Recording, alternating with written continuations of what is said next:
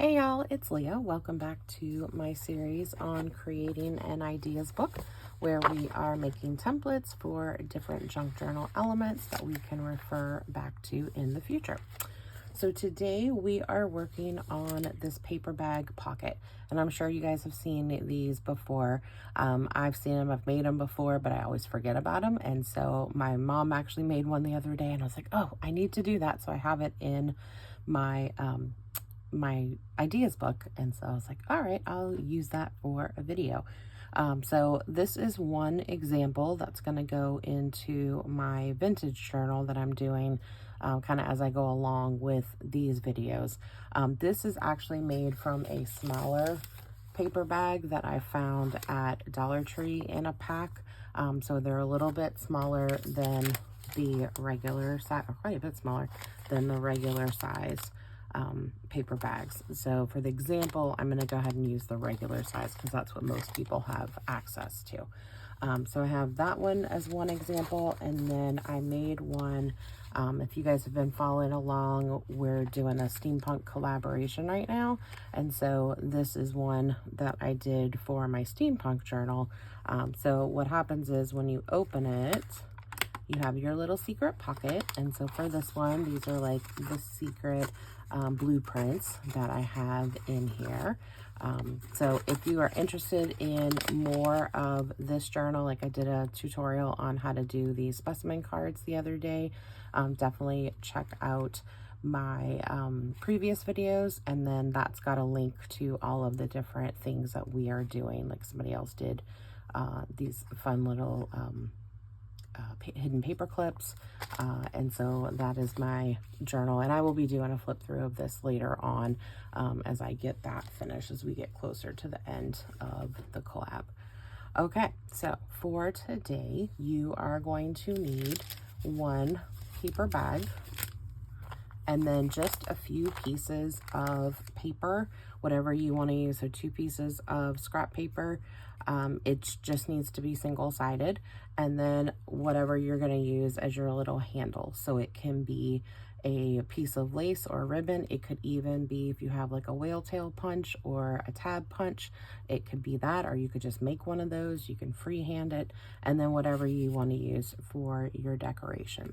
Okay, so I'm going to give you the measurements based on this regular size bag, but it's super easy, and these are just the measurements that I kind of came up with when I was playing around with it. I will link a video that I did watch to remind myself of how to do this. But basically what you want to do is start off, let me get this so y'all can see it. You're going to start off with your paper bag, and you want your flap to be facing up, and you're just going to slide it through your paper cutter if you're using one of these. And then what I did was I figured out where, just kind of fold this, figured out where this bottom crease is here, and I'm going to put that on about the 1/2 inch mark. So that's that one. And then I'm going to close it, and I'm going to cut it. So save this. These can be used. These are great backing papers. You can also like cut them into strips if you cut them this way, and they can be great for using for like to make a belly band or to do snippet rolls, or even do like paper ruffles. These would be really cool to make just some cool, really neutral paper ruffles. Even just stick like a strip of designer paper, you know, some kind of scrapbook paper on top of it, and then do your ruffles. So that would be really fun to do that. So definitely hold on to your bags. Okay. All right. So we have our bag. So then we are going to cut 2 pieces of paper, and I'll write those down for you. I have them at the end for the measurements, but if you are watching along and you want to do them right now, it's 5 1/8 by 2, and then 5 1/8 by 1 1/2. There you go. So that is there. Okay, So you're going to take your 5 1/8 by 2. That one's going to cover this side. Ink it if you are interested in doing that. I'm not going to do it since this is just going in my ideas book. But notice when I measured, I kind of left that little edge. If you don't like that, then just cut it. You'll just want to measure your bag as far as how big, how big you need to make yours. So it's not, super precise. And the bags, I have noticed, the bags are a little different sometimes. It just depends on, where you're getting them and how they're folded. Like some of these creases tend to be a little off. They're not perfect because they're just paper bags. So just gonna glue that on there, and then you're gonna glue your smaller piece onto here. And again, when I do like paper to paper, because I'm using cardstock, I do use my art glitter glue for that. You could use a glue stick. I know a lot of people that do that. So yeah, you can see like this one doesn't have as much of a little gap because it doesn't, see, it doesn't quite meet up here. So this part is a little bit shorter. So if you are one who wants perfection, then you're going to want to measure your actual bag that you are doing. And I totally get that some people really need it to be precise. So whatever works for you. So now we're going to take, I've just got a little piece of ribbon. So this is going to go on the little flap here. So not on this big piece. It's going to go on the little folded piece. And when you are gluing, you want to be careful. So you want to kind of look at where this crease is, because you don't want to glue like right there because it might get kind of stuck.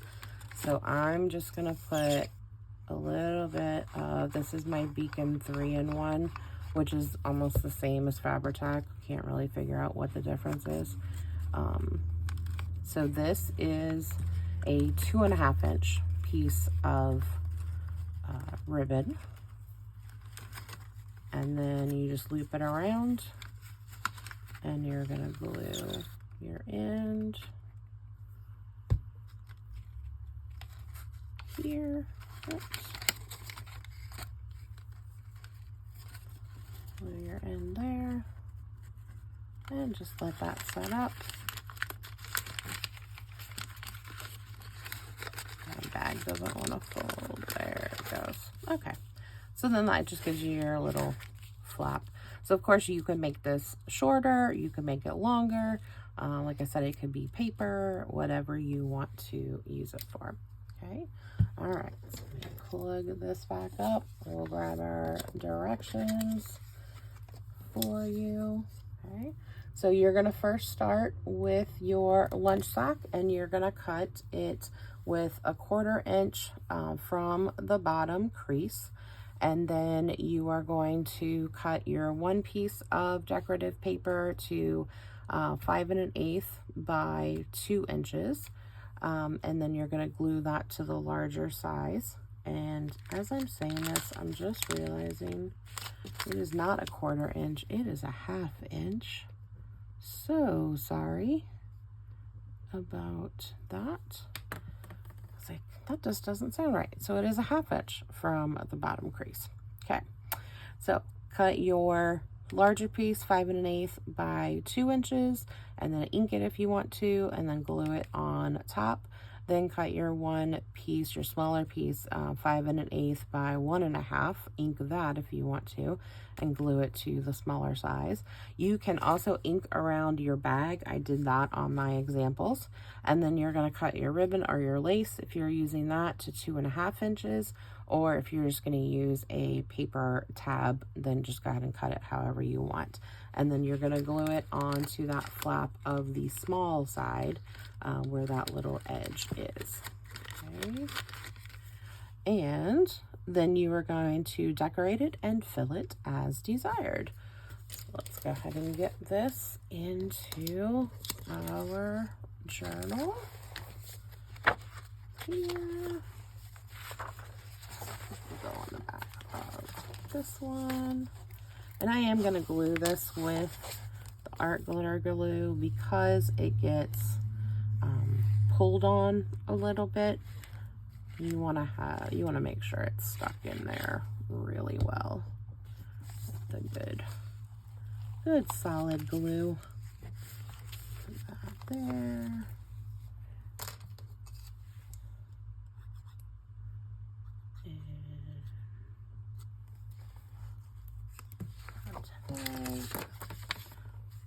Directions. Yep, I use whatever I can find for scraps. Need to refill my, well, maybe go into this glue to refill my bottles. Either of them are wanting to work with me.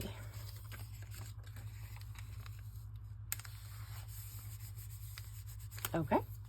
So that is it. I hope y'all enjoyed this project. Leave me a comment below. Remember that we are doing the drawing for the 700 subscribers. I will do that before next Thursday's video. So this one is going out on Saturday, so it'll be next week. So make sure you watch that one and comment, and then you will get entered into the drawing for a little happy mail for me. So, all right. Thanks for watching, y'all. Bye.